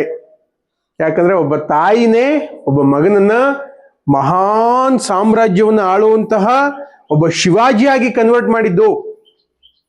ಶಿವಾಜಿಗೆ ಆ ತಾಕತ್ತಿತ್ತ ಅಂದ್ರೆ ಶಿವಾಜಿ ಖಂಡಿತವಾಗಿಯೂ ದೈಹಿಕವಾಗಿ ಅಷ್ಟೊಂದು ಎನರ್ಜಿ ಇರಲಿಲ್ಲ ಶಿವಾಜಿಗೆ. ದುರ್ಬಲವಾದ ಮನಸ್ಥಿತಿ, ದುರ್ಬಲವಾದ ದೇಹ ಇತ್ತು. ಆದ್ರೆ ಆತನಲ್ಲಿ ಬಲಿಷ್ಠವಾದಂತಹ ಶಕ್ತಿ ತುಂಬಿದ್ದು ಆಕೆಯ ತಾಯಿ ಜೀಜಾಬಾಯಿ, ಶಿವಾಜಿಯ ತಾಯಿ ಜೀಜಾಬಾಯಿ. ಒಬ್ಬ ದುರ್ಬಲ ದೇಹದ ಒಬ್ಬ ವ್ಯಕ್ತಿಯನ್ನ ಮಗನೇ ನಿನ್ ಮಹಾನ್ ಸೈನಿಕ ಆಯ್ತೀಯ, ಇಡೀ ದೇಶ ಆಳೋ ತಾಕತ್ತಿದೆ ನಿನಗೆ, ನೀನ್ ರಾಜ, ನೀನ್ ಮಹಾರಾಜ ಅಂತ ಹೇಳ್ತಾ ಹೇಳ್ತಾ ಹೇಳ್ತಾ ಹೇಳ್ತಾ ಹೇಳ್ತಾ ಆತನ ಮನಸ್ಸಲ್ಲಿ ರಾಜನಾಗೋ ಕನಸನ್ನ ಬಿತ್ತುತ್ತಾ, ಆತ ದುರ್ಬಲವಾದ ದೇಹ ಇದ್ರೂ ಸಹ ಪ್ರಬಲವಾದಂತಹ ಮುಸ್ಲಿಂ ದೊರೆಗಳನ್ನ, ಔರಂಗಜೇಬನನ್ನ, ಮುಸ್ಲಿಂ ದೊರೆ, ಪ್ರಬಲವಾದ ಇಡೀ ಭಾರತವನ್ನು ಆಳ್ತಿದ್ದಂತ ಮುಸ್ಲಿಂ ದೊರೆಯನ್ನ ಗಡಗಡ ಗಡಗಡ ನಡುಗಿಸುವಂತಹ ತಾಕತ್ತು ಶಿವಾಜಿ ಕೊಟ್ಟಿದ್ದೆ ಅವ್ರ ತಾಯಿ. ಸೊ ಅರ್ಥ ಮಾಡ್ಕೊಳ್ಳಿ, ಅವ್ರ ಗುರು ನಾನಾಜಿ ಕೊಂಡದೇವ ಅನ್ನುವಂತ ಅವ್ರ ಗುರು ಮತ್ತೆ ಅವ್ರ ತಾಯಿ ಅದ್ಭುತವಾದಂತಹ ಶಿವಾಜಿ ಅನ್ನುವಂತಹ ಮಹಾರಾಜನನ್ನ ಸೃಷ್ಟಿ ಮಾಡ್ತಾರಲ್ಲ. ಸೊ ಆತರ ಮಹಾರಾಜರನ್ನ ಸೃಷ್ಟಿ ಮಾಡುವಂತಹ ತಾಕತ್ತು ನಿಮ್ಮೆಲ್ರಿಗೂ ಇದೆ. ನಿಮ್ಮ ಮಕ್ಕಳಿಗೂ ಅಷ್ಟೇ, ಅದು ಹೆಣ್ಣಾಗಿರ್ಬೋದು ಗಂಡಾಗಿರ್ಬೋದು, ಮಹಾನ್ ಸಾಧನೆ ಮಾಡುವಂತ ತಾಕತ್ತು ನಿಮ್ಮ ಮಕ್ಕಳಿಗೂ ಇದೆ. ಆದ್ರೆ ಅವ್ರನ್ನ ಮಾನಸಿಕವಾಗಿ ಕುಗ್ಸುವಂತ ಕೆಲಸವನ್ನ ದಯವಿಟ್ಟು ಮಾಡಬೇಡಿ. ನಾನು ಇಷ್ಟು ಎಕ್ಸಾಂಪಲ್ ಕೊಡ್ತಾ ಇದ್ದೀನಲ್ಲ, ಇದು ಅರ್ಥ ಮಾಡ್ಕೋಬೇಕು. ಇದು ಕೇವಲ ಶಿಕ್ಷಣ ಅಂತ ಹೇಳಿದ್ರೆ ಓದು ಬರಹ ಅಷ್ಟೇ ಶಿಕ್ಷಣ ಅಲ್ಲ. ನೀವು ಹೇಳ್ಕೊಡೋ ನೈತಿಕ ಮೌಲ್ಯಗಳು ಶಿಕ್ಷಣ. ಮಕ್ಕಳಿಗೆ ಹೇಳ್ಕೊಡ್ತೀರಿ. ಇವತ್ತು ನೀವು ಏನಂತ ಹೇಳ್ಕೊಡ್ತಾ ಇದ್ದೀರಾ ಗೊತ್ತಾ? ಜಗತ್ತು ಮಗ ಸರಿ ಇಲ್ಲ, ಜಗತ್ತು ಹೊರಗಡೆ ಜನ ಸರಿ ಇಲ್ಲ ಕಣಪ್ಪ. ಜೋಪಾನ ಹೋಗಿ ಒಯ್ತಿಯಲ್ಲ ನೀನು, ಜೋಪಾನವಾಗಿ ಬಾ, ಉಪಾಯದಲ್ಲಿ ಹೋಗು ಮನೆಗೆ, ಆಯ್ತಾ? ಜೋಪಾನದಲ್ಲಿ ಮನೆಗೆ ಬಾ. ಜಗತ್ ಸರಿ ಇಲ್ಲ, ಹೊರಗಡೆ ಜನ ಸರಿ ಇಲ್ಲ, ಎಲ್ಲ ನೋಡಿಲಿ ಸುತ್ತಮುತ್ತ, ನಮ್ ಸುತ್ತಮುತ್ತ ಅವರಲ್ಲ, ಅವರೆಲ್ಲ ಶತ್ರುಗಳು ಅಂತೀರಿ. ಮೊದಲನೇದು ಏನಂತ ಹೇಳ್ಕೊಡ್ತೀರಿ? ಸುತ್ತಮುತ್ತ ಅವರಲ್ಲ, ಅವರೆಲ್ಲ ಶತ್ರುಗಳು. ನಾವೇನಾರು ತಗೊಂಡ್ರೆ ಕಣ್ದಿಷ್ಟಿ ಆಯ್ತದ ಕಣಪ್ಪ. ಒಂದ್ ಕಾರ್ ತಗೋತೀರ, ಒಂದ್ ಬೈಕ್ ತಗೋತೀರ, ಹೊಟ್ಟೆ ಕಿಚ್ಚಿನ ಜನ ಸುತ್ತಮುತ್ತ. ಹೇಳ್ಕೊಡೋದು ನಾವು ಮಕ್ಕಳಿಗೆ. ಉಪಾಯ ಜೋಪಾನ ಕಣಪ್ಪಲ್ಲೋ, ಜನ ಸರಿ ಇಲ್ಲ, ಇಲ್ಲೇ ಹೇಳ್ಬಿಡ್ತೀರಿ ನೀವು. ಬೆಳಿತಿರುವಂತ ಮಗುಗೆ ಜನ ಸರಿ ಇಲ್ಲ, ಅಕ್ಕಪಕ್ಕದವ್ರು ಸರಿ ಇಲ್ಲ, ಇದನ್ನ ಹೇಳ್ಕೊಟ್ರಲ್ಲ ನೀವು, ಅವನ ತಲೆಯಲ್ಲೂ ಅದೇ ಬರುತ್ತೆ. ಈ ಜಗತ್ತಲ್ಲಿ ಜನ ಸರಿ ಇಲ್ಲ, ಯಾಕಂದ್ರೆ ಆ ಮಗು ಇಲ್ಲೇ ಬೆಳಿಬೇಕಾಗಿರುತ್ತೆ. ಏನ್ ಅನ್ಕೊಂಡ್ ಬೆಳೀತದೆ? ಸುತ್ತಮುತ್ತ ಜನ ಸರಿ ಇಲ್ಲ ಅನ್ಕೊಂಡ್ ಬೆಳೀತದೆ. ಆಮೇಲೆ ಇನ್ನೊಂದು, ಎಲ್ಲ ಊರವ್ರದ್ದು ಒಂದು ಕಾಮನ್ ಡೈಲಾಗ್ ಇದೆ. ಏನದು ಅಂದ್ರೆ, ಮಗ ಈ ಮೆಲ್ಲಳ್ಳಿಯವ್ರವ್ರೆ ನೋಡು, ಯಾರನ್ ಬೇಕಾದ್ರೆ ನಂಬು, ಮೆಲ್ಲಳ್ಳಿಯವರು ಮೆತ್ಮೆತ್ಗೆ ಇರ್ತಾರೆ. ಮೆಲ್ಲಳ್ಳಿಯವ್ರು ನಂಬಕ್ಕಾಗಲ್ಲ ಕಣ್ಣ, ಅವ್ರು ಎಲ್ಲ ಮಾಡಕ್ತಾರೆ ಅಂತ ಹೇಳಕ್ ಬರೋದಿಲ್ಲ. ಇದನ್ನ ಎಲ್ರು ಹೇಳಿರ್ತೀರಿ. ನಮ್ಮೂರಲ್ಲಿ ನನಗೂ ನಮ್ಮ ಅವನು ಹೇಳದೆ, ನಮ್ಮ ಅಪ್ಪನೂ ಹೇಳದೆ. ಅವ್ರು ಯಾವ ಊರವ್ರು ಆಗಿರ್ಲಿ, ಆ ಊರಿನ ಜನ ಸರಿ ಇಲ್ಲ ಅಂತ ಆ ಊರವರೇ ಹೇಳ್ತೀರಿ. ಸೊ ಈ ಸ್ವಭಾವವನ್ನ ಬಿಡಬೇಕು. ಜಗತ್ತು ತುಂಬಾ ಸುಂದರವಾಗಿದೆ, ವಿಶಾಲವಾಗಿದೆ, ಆಯ್ತಾ? ಅದ್ಭುತವಾಗಿದೆ ಜಗತ್ತು. ಹೊಟ್ಟೆ ಕಿಚ್ಚು ಪಡ್ಬೇಡ ಕಣಪ್ಪ ಯಾರ ಮೇಲುವೆ. ನಿನ್ ಕಂಡ್ರು ಜನ ಏನಾರು ಹೊಟ್ಟೆ ಕಿಚ್ಚು ಪಡ್ಲಿ ಅಲ್ವಾ? ಏನಾರು ಹೊಟ್ಟೆ ಕಿಚ್ಚು ಪಡ್ಲಿ ಜನ, ನೀನ್ ಹೊಟ್ಟೆ ಕಿಚ್ಚು ಪಡ್ಬೇಡ ಕಣಪ್ಪ. ನೀನ್ ನಿಜ ಹೇಳು. ಹೇಳ್ತಾರೆ ಜನ, ಕಾಮನ್ ಆಗಿ ಎಲ್ಲ ಹೇಳ್ತಿರ್ತಾರೆ, ಅಮ್ಮಂದಿರು ತಂದೆಯಂದಿರು ಹೇಳ್ಕೊಡ್ತಾರೆ, ಮಗ ಮೋಸಕ್ಕೆ ಕಣ್ಲ ಇವತ್ತು ಬೆಲೆ. ಮೋಸ ಮಾಡ್ತಾರ ನೋಡು, ಅವರೇ ಬದುಕ್ತಾ ಇರೋದು. ಸತ್ಯ ಹೇಳ್ದನ್ ಬದುಕಲ್ಲ ಕಣಪ್ಪ. ಸತ್ಯ ಹೇಳ್ಬೇಡ, ಥಳಾಂಗ್ ಬಳಾಂಗನ್ ಜೀವನ ಇದು ಅಂತಾರೆ. ಯಾವ ಜೀವನ? ಥಳಾಂಗ್ ಬಳಾಂಗನ್ ಜೀವನ ಇದು. ಆ ಥಳಾಂಗ್ ಬಳಾಂಗ್ ಮಾಡಿದ್ರೆ ಬದುಕಕ್ಕಾಗದು. ಹೇಳ್ಕೊಡ್ತೀರಿ ತಳಾಂಗ್ ಬಳಾಂಗ್ ಮಾಡಿದ್ರೆ ಬದುಕಕ್ಕಾಗದು ಅಂತ. ಕೊನೆಗೆ ನಿಮ್ ಮಗ ನಿಮ್ ಮಗಳು ನಿಮಗೆ ಗೊತ್ತಿಲ್ಲದೆ ನಿಮಗೆ ತಳಾಂಗ್ ಬಳಾಂಗ್ ಮಾಡೋದ್ ಕಲ್ತು ಬಿಡ್ತಾರೆ. ಹೆಂಗ್ ಬಂತು ಈ ತಳಾಂಗ್ ಬಳಾಂಗ್ ಅಂದ್ರೆ? ಹೇಳ್ಕೊಟ್ಟವ್ರು ಯಾರಿದ್ನ? ಅಲ್ಲ, ಹೇಳ್ಕೊಟ್ಟವ್ರು ಯಾರಿದ್ನ? ನೀವೇ ಹೇಳ್ಕೊಟ್ರಿ. ಹಾಗಾಗಿ ನೀವು ಆತರ ಮಕ್ಕಳನ್ನ ಬೆಳೆಸಕ್ ಹೋಗ್ಬಾರ್ದು. ನೀವು ಯಾವಾಗ ಒಳ್ಳೆ ವಿಚಾರಗಳನ್ನ ಹೇಳ್ತಾ ನಿಮ್ಮ ಮಕ್ಕಳನ್ನ ಬೆಳೆಸ್ತೀರಾ, ಅವ್ರ ಒಳ್ಳೆ ಆಲೋಚನೆಗಳು ಬರುತ್ತೆ. ಆಯ್ತಾ? ಒಬ್ರಿಗೆ ಸಹಾಯ ಮಾಡೋದನ್ನು ಹೇಳ್ಕೊಡ್ಬೇಕು. ಸುಮ್ಮನೆ ನಿಮ್ಗೊಂದು ಕ್ವಶನ್ ಕೇಳ್ತೀನಿ ಅಮ್ಮ, ಆಯ್ತಾ? ಏನದು ಅಂತ ಹೇಳಿದ್ರೆ, ನೀವು ದೇವ್ರು ನೋಡಿದಿರಾ? ದೇವ್ರು ನೋಡಿದಿರಾ? ನಾನು ದೇವ್ರು ನೋಡಿದೀನಿ ಅನ್ನೋರು ಯಾರಾದ್ರೂ ಇದ್ರೆ ಕೈ ಎತ್ತಿ ನೋಡೋಣ. ಕೂತಿರೋ ದೇವ್ರು ನೋಡಿದ್ರಿ, ನಿಂತಿರೋರು ನೋಡಿಲ್ಲ. ನಿಂತಿರೋ ಅವೇ ಫೋಟೋಗಳಲ್ಲಿ ಆಯ್ತಾ? ನಿಮ್ ಮನೆಗಳಲ್ಲಿ ಇಟ್ಕೊಂಡಿರ್ತೀರಿ ನಿಂತಿರೋ ದೇವ್ರನ್ನು. ಜೀವಂತವಾಗಿ ನಿಮ್ ಜೊತೆ ಬಂದು ಮಾತಾಡ್ರಂಥದ್ದು ಇಲ್ಲ ಅಲ್ಲ? ಯಾರು ನೋಡಿಲ್ಲ ಅಲ್ಲ? ಮೈ ಮೇಲೆ ಬರೋದ್ ನೋಡಿದಿರಿ, ಮೈ ಮೇಲೆ ಬರೋದ್ ನೋಡಿದಿರಿ, ಆದ್ರೆ ಮೈ ಮೇಲೆ ಬರೋದನ್ನ ನೀವು ನಂಬಕ್ ರೆಡಿ ಇಲ್ಲ. ನೋಡಿದಿರಿ ಅಲ್ವಾ? ನಂಬಕ್ ರೆಡಿ ಇಲ್ಲ. ಆತರ ಮೈ ಮೇಲೆ ಬಂದಿರೋದ್ ಬೇಡ, ದೇವರೇ ಬಂದು ನಿಮ್ ಎದುರಿಗೆ ರಾಮನೋ ಕೃಷ್ಣನೋ ಈಶ್ವರನೋ ಪಾರ್ವತಿ ಯಾರೋ ಒಬ್ರು ಅಂತದ್ ನೋಡಿಲ್ಲ ಅಲ್ಲ? ಸೊ ನೀವ್ ಯಾರು ದೇವರು ನೋಡಿಲ್ಲ. ಎರಡನೇದು, ದೆವ್ವ ನೋಡಿದೀರಾ? ಸುಮ್ನೆ ಕೇಳಿದಿರಿ. ಅಲ್ಲಿತ್ತಂತೆ ಇಲ್ಲಿತ್ತಂತೆ, ಬಿಳಿ ಸೀರೆ ಉಟ್ಕೊಂಡಿತ್ತಂತೆ, ಕೂದಲು ಉದ್ದ ಬಿಟ್ಕೊಂಡಿತ್ತಂತೆ. ಹೌದು ಹೌದು, ನಿನ್ನೆ ಭೀಮನ್ ಬೇರೆ ಆಗಿದೆ. ಆಯ್ತಾ? ಆಯ್ತಾ? ಈ ಕಡೆ ನೋಡಿ, ನೀವು ದೇವ್ರನ್ನು ನೋಡಿಲ್ಲ, ದೆವ್ವನು ನೋಡಿಲ್ಲ. ಆಯ್ತಾ? ಆದ್ರೆ ನಿಮ್ಗೆ ಆಶ್ಚರ್ಯ ಅನ್ಸುತ್ತೆ, ನಾನು ದೇವ್ರನ್ನು ನೋಡಿದೀನಿ, ದೆವ್ವನು ನೋಡಿದೀನಿ. ತಾಳ್ಮೆ ತಗೊಳ್ಳಿ, ತಾಳ್ಮೆ ತಗೊಳ್ಳಿ, ಹೇಳ್ತೀನಿ. ಕೇಳೋಷ್ಟು ತಾಳ್ಮೆ ಇರ್ಬೇಕು. ಇರಿ ಇರಿ ಇರಿ, ಒಂದ್ ನಿಮಿಷ. ಈಗ ನೀವು ಕಷ್ಟದಲ್ಲಿ ಇರ್ತೀರಿ, ತುಂಬಾ ಸಮಸ್ಯೆ ಇದೆ. ತುಂಬಾ ಸಮಸ್ಯೆ ಇದ್ದಾಗ ಯಾರೋ ನೀವು ತೊಂದ್ರೆಲಿ ಇದ್ದೀರಾ ಅಂತ ಅವ್ರಿಗೆ ಗೊತ್ತು. ನೀವು ಇಷ್ಟು ಕಷ್ಟ ಅನುಭವಿಸ್ತಾ ಇದ್ದೀರಾ, ಸಾಲ ಮಾಡಿದಿರಾ, ಸೋಲ ಮಾಡಿದಿರಾ, ಎಲ್ಲ ಗೊತ್ತು. ಸಾಲ ಮಾಡಿ ಮನೆ ಕಟ್ತಾ ಇದ್ದೀರಾ ಅಂತಲೂ ಗೊತ್ತು. ಆದ್ರೆ ಇವನ್ ಮನೆ ಕಟ್ದಂಗ್ ಆಗ್ಬೇಕು ಅಂತ ನಿಮ್ಮನೆ ತಗೆ ಬಂದು ನಿಂಬೆಹಣ್ಣು ಕೂದಿ ಬಿಸಾಕಿರ್ತಾರೆ ಮೊಟ್ಟೆ ಜೊತೆ, ಅಲ್ವಾ? ಈಗ ನೀವು ಆಯ ಮಾಡಿಸ್ಬೇಕು ಅಂತ ಅಳತೆ ಮಾಡಿಸ್ತಾ ಇರ್ತೀರಿ. ನಾನು ದಿಲ್ಲಿ ಗಂಟೆ ಬರ್ಬೇಕು, ನೀನ್ ಹೊಡಿ ಈಗ ಮನೆ ಅಂತಾರೆ. ಕಟ್ಟೆಗಂಡು ಸುಮ್ನಿರ್ತಾರೆ, ಹೊಡಿ ಈಗ ಮನೆ ಅಂತಾರೆ. ನೀವು ಊಟ ಮಾಡ್ತಾ ಇರ್ತೀರಿ, ಊಟ ಮಾಡೋದನ್ನೂ ಸಹ ಸಹಿಸಲ್ಲ. ನೀವು ಎಷ್ಟು ಕಷ್ಟದಲ್ಲಿ ಇದ್ರೂ ಪರವಾಗಿಲ್ಲ. ಇಂಥವ್ರನ್ನ ಏನಂತ ಕರಿತೀವಿ ನಾವು? ಏನಂತ? ಈಗ ನಾನೇನಾದ್ರು ಹೇಳಿದ್ನ ನಿಮ್ಗೆ? ಯಾರ ಬಾಯಲ್ಲಿ ಬರ್ತಾ ಇದೆ ಇದೆಲ್ಲ? ಈಗ ನೀವು ಕಷ್ಟದಲ್ಲಿ ಇದೀರಿ, ಯಾರೋ ಬಂದು ನಿಮ್ ಜೊತೆ ನಿಂತ್ಕೋತಾರೆ, ನಾನಿದೀನಿ, ನಿಂದ್ ಯಾವ ಕಷ್ಟ ಆಯ್ತಾ, ನಾನ್ ಇರೋ ಗಂಟ ನಿನ್ ಕಷ್ಟ ಬರೋದಿಲ್ಲ, ಏನೇ ಕಷ್ಟ ಬಂದ್ರು ನನ್ ದಾಟ್ಕೊಂಡ್ ಬರ್ಬೇಕು ಅಂತ ನಿಮ್ ಚಿಕ್ಕಪ್ಪನೋ ದೊಡ್ಡಪ್ಪನೋ ಯಾರೋ ಒಬ್ರು ನಿಮ್ ಸೋದರ ಮಾವನೋ ಯಾರೋ ಬಂದು ನಿಮ್ ಮುಂದೆ ನಿಂತ್ಕೋತಾರೆ. ನಾನು ಇದೀನಿ, ಬರವಾ, ಹೆದರ್ಕಬೇಡ ಅನ್ಕಂದ್ ಬಾ, ಏನ್ ಮಹಾ ಕಷ್ಟ ಬಂದ್ಬಿಟ್ಟಿರೋದು ನಿನಗೆ, ನಾನು ಅನ್ಭವಿಸಿದೀನಿ, ನಿನ್ ಕಷ್ಟಕ್ಕೆ ನಾನಿದೀನಿ ಬಾ ಅಂತ ಅಂತಾರಲ್ಲ, ಅವ್ರು ಯಾರು? ಈಗ ಹೇಳಿ, ದೇವ್ರು ನೋಡಿದೀರಾ? ದೆವ್ವ? ಸರ್ ದೆವ್ವನೇ ಜಾಸ್ತಿ ನೋಡಿದೀವಿ ಸರ್ ಅಂತೀರಿ ಅಲ್ವಾ? ಸೊ ನಾನೀಗ ನಿಮ್ಗೊಂದು ಕ್ವಶನ್ ಕೇಳ್ತೀನಿ, ಹಂಗೆಲ್ಲ ಈಸಿಯಾಗಿ ಕೇಳಕ್ಕಾಗತ್ತಾ? ಹೌದಾ? ಇನ್ನೊಂದೇನ್ ಗೊತ್ತಾ, ಈಗ ನಿಮ್ಗೊಂದು ಕ್ವಶನ್ ಕೇಳ್ತೀನಿ, ಆಯ್ತಾ? ನಿಮ್ಮ ಬದುಕಲ್ಲಿ ನೀವು ಯಾರ ಪಾಲಿಗೆ ದೇವರಾಗಿದ್ದೀರಾ, ಯಾರ ಪಾಲಿಗೆ ದೆವ್ವ ಆಗಿದ್ದೀರಾ ಯೋಚನೆ ಮಾಡಿ. ಸಾಧ್ಯವಾದ್ರೆ ಮನುಷ್ಯರಾಗಿ ನಾವು ದೇವರಾಗುವ ಅವಕಾಶ ಇದೆ ನಮಗುವೆ. ನಾವು ದೆವ್ವ ಯಾಕೆ ಆಗ್ತೀವಿ? ಸಣ್ಣತನಗಳಿಂದ ದೆವ್ವಗಳಾಗ್ತೀವಿ. ಸೊ ಬೇರೆಯವರು ನಾವ್ಯಾರನ್ನೋ ದೆವ್ವ ಅನ್ಕೋತೀವಿ, ಅವರು ನಮ್ಮನ್ನು ದೆವ್ವ ಅನ್ಕೋತಾರೆ ಅಲ್ಲ? ಸೊ ನಾನ್ ಹೇಳೋದ್ ಇಷ್ಟೇನೆ, ಒಂದು ಗ್ರಾಮ ಅಂದಾಗ ಎಲ್ಲರೂ ಜನಗಳು ಸೇರಿ ಒಂದು ಗ್ರಾಮ ಆಗಿರುತ್ತೆ.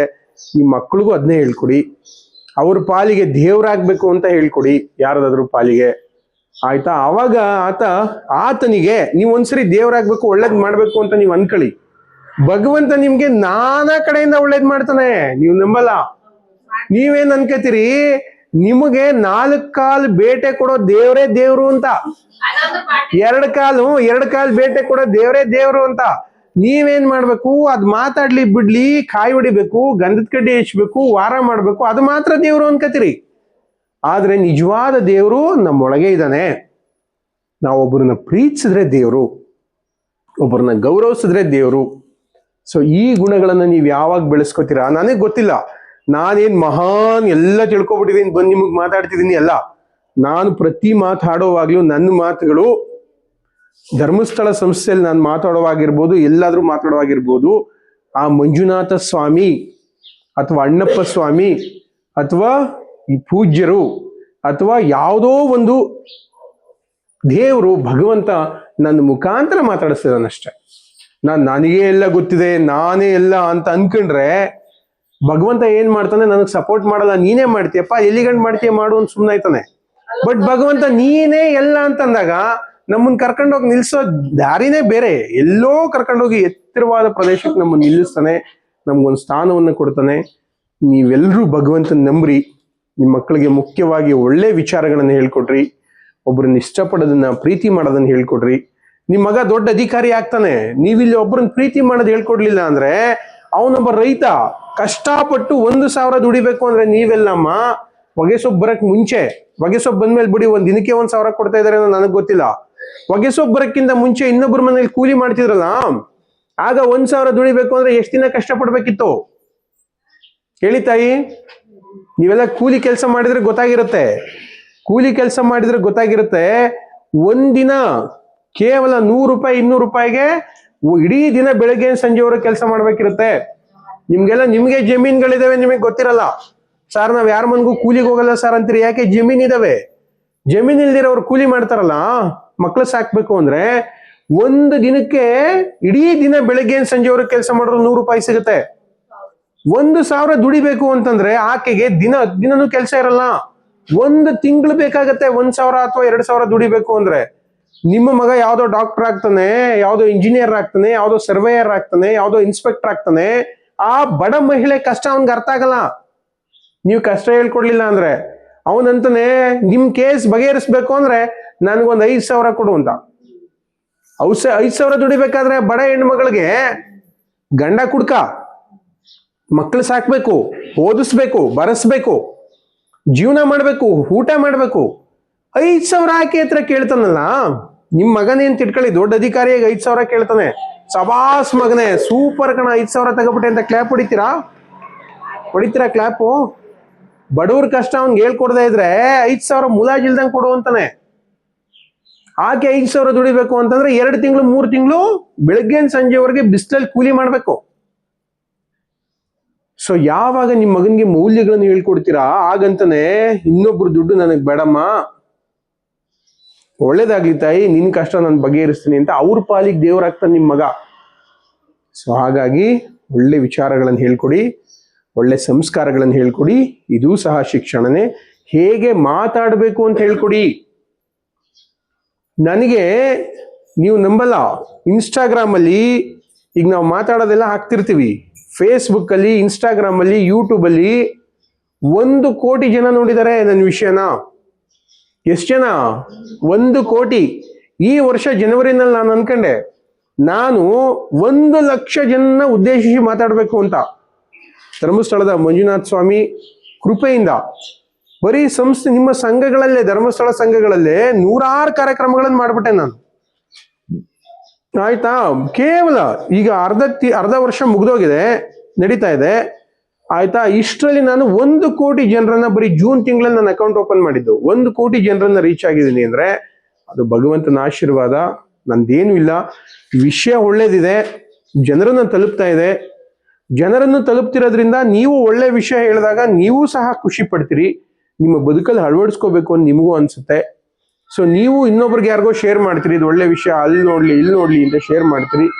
ಹಂಗಾಗಿ ಹೆಚ್ಚು ಜನರನ್ನ ತಲುಪ್ತಾ ಇದೆ. ನಾವೆಲ್ಲ ಅನ್ಕೋತೀವಿ ಬರೀ ಕೆಟ್ಟದ್ದೇ ಬೇಗ ತಲುಪುತ್ತೆ ಅಂತ. ನಾನು ಹಂಗೆ ಅನ್ಕೊಂಡಿದ್ದೆ. ಇಲ್ಲ, ಒಳ್ಳೆ ವಿಷಯಗಳನ್ನು ಇಷ್ಟಪಡೋ ಜನ ಇದ್ದಾರೆ, ಒಳ್ಳೆ ವಿಷಯಗಳನ್ನು ಪ್ರೀತಿಸುವಂತಹ ಜನ ಇದ್ದಾರೆ, ಒಳ್ಳೆ ವಿಷಯಗಳನ್ನು ಮಾತಾಡುವಂತಹ ಜನ ಇದ್ದಾರೆ.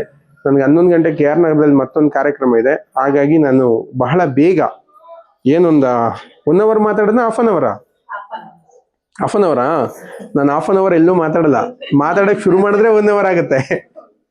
Okay, thank you. ನಿಮ್ಮೂರ ಹೆಸರು ಇನ್ನೊಂದ್ಸರಿ ಹೇಳ್ಬಿಡಿ ನನಗೆ. ಮೆಳ್ಳಳ್ಳಿ. ಓಕೆ, ಸುಮ್ಮನೆ ನೀವು ಏನ್ ಹೇಳ್ತೀರಿ ಅಂತ ಕೇಳಿದೆ. ಥ್ಯಾಂಕ್ ಯು, ಖುಷಿ ಆಯ್ತು ನಿಮ್ ಜೊತೆ ಎಲ್ಲ ಮಾತಾಡಿದ್ದು. I am very happy. ನೀವೆಲ್ಲ ಮಹಾಲಕ್ಷ್ಮಿಯರು. ನಿಮ್ಮ ಜೀವನ ಉನ್ನತವಾಗಿರಲಿ, ನೀವೆಲ್ಲರೂ ಶ್ರೀಮಂತರಾಗ್ರಿ, ದೊಡ್ಡ ದೊಡ್ಡ ಮನೆಗಳು ಕಟ್ರಿ. ಈಗ ಹೈವೇ ಬೇರೆ ನಿಮ್ಮೂರ್ ಪಕ್ಕದಲ್ಲೇ ಹೋಗ್ತದೆ. ಜಮೀನ್ಗಳು ಮಾರಕ್ ಹೋಗ್ಬೇಡಿ, ಒಂದ್ಸರಿ ಮಾರಿದ್ರೆ ತಗೊಳಕ್ಕಾಗಲ್ಲ. So thank you, I am very happy. ಆಯ್ತಾ. ನಿಮ್ಮನ್ನೆಲ್ಲ ನೋಡಿ ತುಂಬಾ ಖುಷಿ ಆಯ್ತು. ನಿಮ್ಗೆಲ್ರಿಗೂ ನಮಸ್ಕಾರ. Thank you. ಹಂಗೆ ನಾನು ಹಾಜರಾತಿ ತೆಗಿತೀನಿ, ಎಷ್ಟೆಷ್ಟು ಜನ ಯಾರ್ಯಾರು ಬಂದಿದ್ದೀರಿ ಅಂತ ಹೇಳಿದ್ದೀನಿ. ವಿವೇಕಾನಂದ ನಮ್ಮೆಲ್ಲರನ್ನ ಕುರಿತು ಶಿಕ್ಷಣದ ಬಗ್ಗೆ ಮತ್ತು ಹೆಣ್ಮಕ್ಳ ಬಗ್ಗೆ ಮಾಹಿತಿ